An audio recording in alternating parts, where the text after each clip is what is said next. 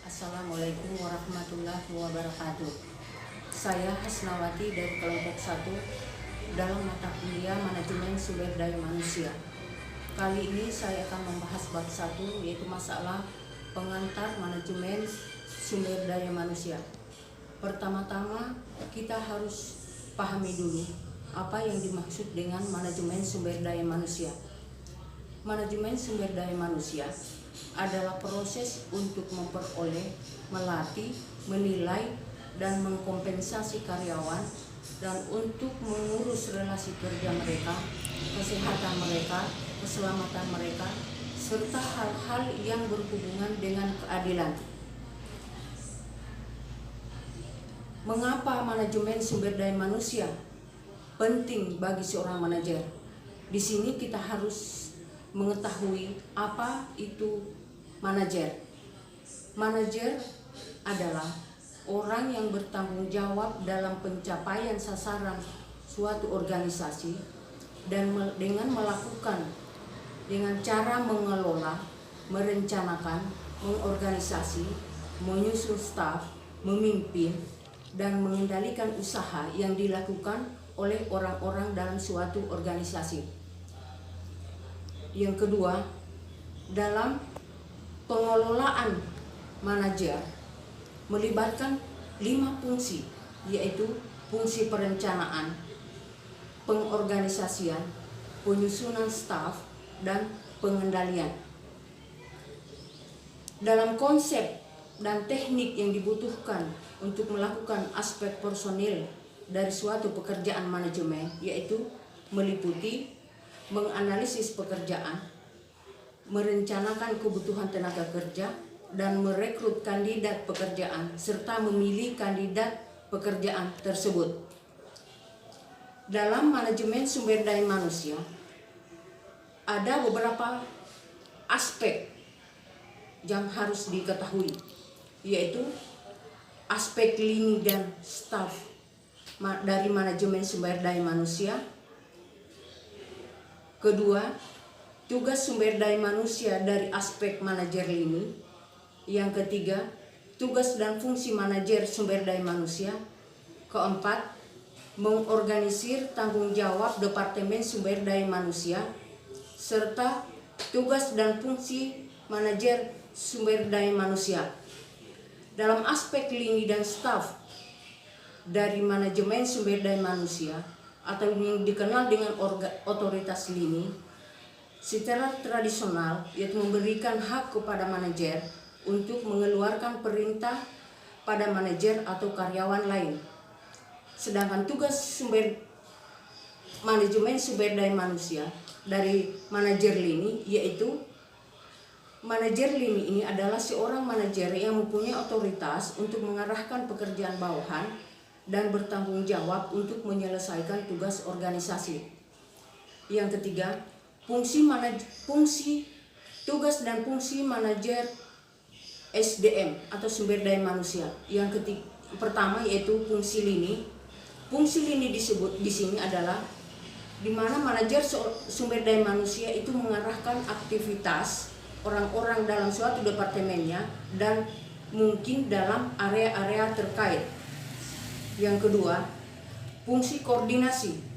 Fungsi koordinasi di sini adalah di mana manajer sumber daya manusia juga mengkoordinasikan aktivitas personil, tugas yang sering disebut dengan sebagai otoritas fungsional atau functional authority. Yang ketiga yaitu fungsi staf. Fungsi staf di sini adalah membantu dan menasihati manajer lini adalah inti dari pekerjaan seorang manajer sumber daya manusia. Ia adalah menasihati CEO hingga CEO tersebut dapat memahami aspek personal dan pilihan strategi perusahaan yang baik. Slide selanjutnya yaitu tren yang membentuk manajemen sumber daya manusia. Tren yang membentuk manajemen sumber daya manusia adalah di sini akan membahas masalah kemajuan teknologi. Kedua, tren globalisasi dan kompetisi. Ketiga, tren dan sifat pekerjaan. Dalam hal kemajuan teknologi di sini, yaitu bagaimana mengubah manajer sumber daya manusia melakukan pekerjaan mereka, perekrutan tenaga kerja, memberikan cara mudah untuk merekrut dan promosikan penawaran pekerjaan bagi pemberi pekerja. Yang kedua, tren globalisasi dan kompetisi. Dalam tren globalisasi dan kompetisi di sini, yaitu merujuk pada perusahaan yang memperluas penjualan, kepemilikan, dan atau manufaktur mereka ke pasar baru di luar negeri. Ketiga, tren sifat dan pekerjaan.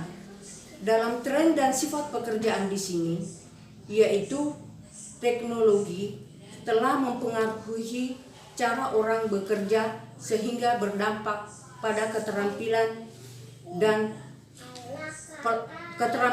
pelatihan yang dibutuhkan pekerja.